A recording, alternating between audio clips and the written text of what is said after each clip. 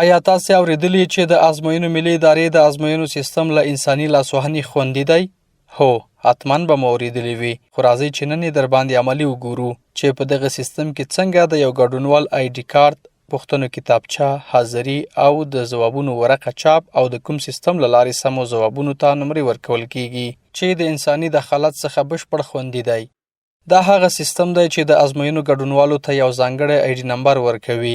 کله چې د یو ګډونوال آی ډي نمبر په سیستم کې ثبت شي، سیستم په اتومات ډول د نوموړي لپاره د همغه آی ډي نمبر په اساس د پوښتنو کتابچه، حاضري او ځوابونو ورقه چاپ کوي. آیا دا به مو هم اورېدلي وي چې د یو ګډونوال د پوښتنو کتابچه د بل ګډونوال د پوښتنو له کتابچې سره فرق لري؟ که هو، نو څنګه؟ که ووایو چې یو انسان یا څو انسانان کینی او د کانکور ازموینې هر ګډونوال لپاره بیله د پوښتنو کتابچه جوړه کړي، دا چاره به څومره وخت ونیسي او څومره به بریالۍ ثابته شي؟ ښکاره خبره ده چې زرګونه انسانانو ته په یو وخت مختلف ډوله کتابچې جوړول به د انسان د وس نه ډېره پورته خبره وي.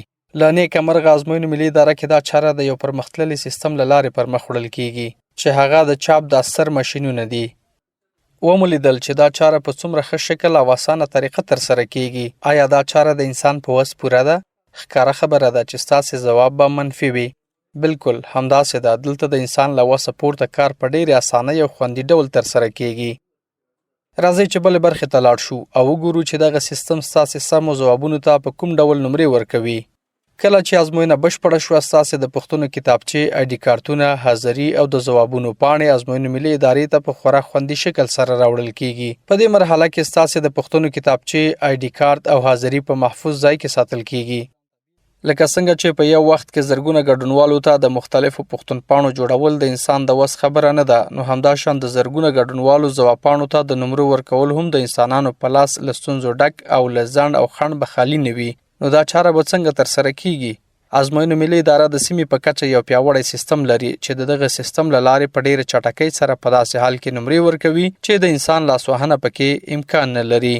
دا هغه ماشین دی چې د ګډونوالو د ځوابونو پاڼې لولي، په کوم اساس او څومره سرعت سره لولي. دا ډېره عجیبه ده، ستاسې ذهن به یې ونه مني، خو دا ماشین په یوه دقیقه کې له 150 څخه زیاتې ځوابپاڼې لولي او د ځوابپاڼو ټول معلومات سیستم ته ورکوي. له دې وروسته د ریچک یا دویم ځل کتلو مرحله شروع کیږي. په دې مرحله کې سیستم ته پورته شوي معلومات یو ځل بیا په دقیق ډول کتل کیږي ترڅو ډاډ حاصل شي چې آیا سیستم ته ټول معلومات په دقیق ډول پورته شوي او د ځوابپاڼو لوستلو ماشین ځوابپاڼې په دقیق ډول لوستلې دي. که بیا هم کومه ځوابپاڼه په سم ډول نه ولوستل شوې یا کومه تېروتنه رامنځته شوې وه، د بیا ځل لپاره ځوابپاڼه دغه ماشین ته ورکول کیږي ترڅو بشپړ دقیق معلومات سیستم ته پورته شي. ومو لیدل چې سیستم څومره په اسانۍ سره د یوې ازموینې ټولې چارې په پوره دقت، سرعت او منظم ډول سره ترسره کړي. راځئ چې د سیستم د دقت او سرعت په اړه درته لږ معلومات درکړم. دغه سیستم د پیاوړو ماشینونو درلودونکی دی. کولی شي چې د 100,000 نه د زیاتو ګډونوالو نتیجې له یوې اونۍ څخه په لږه موده کې په ډېر دقیق ډول چې د یوه ګډونوال نتیجه د بل ګډونوال د نتیجې سره یو شان نه وي چمتو کړي. اوس د دې وخت را رسېدلی چې وګورو سیستم په کوم ډول یو ګډونوال ته نمرې ورکوي او پایلې چمتو کوي. دا چاره هم ډېره پیچلې ده او د انسان د وس خبره نه ده، ځکه دلته د زرګونه ګډونوالو له منځه هغه کسان چې لوړې نمرې اخیستې وي د خپل انتخاب مطابق څانګې ته په اتومات ډول معرفي کیږي او پایلې اعلان ته آماده کیږي. تر دې ځایه ټولې چارې د یو پیاوړي سیستم له لوري پر مخ وړل کیږي او ومو لیدل چې د انساني لاسوهنې څخه خوندي دي.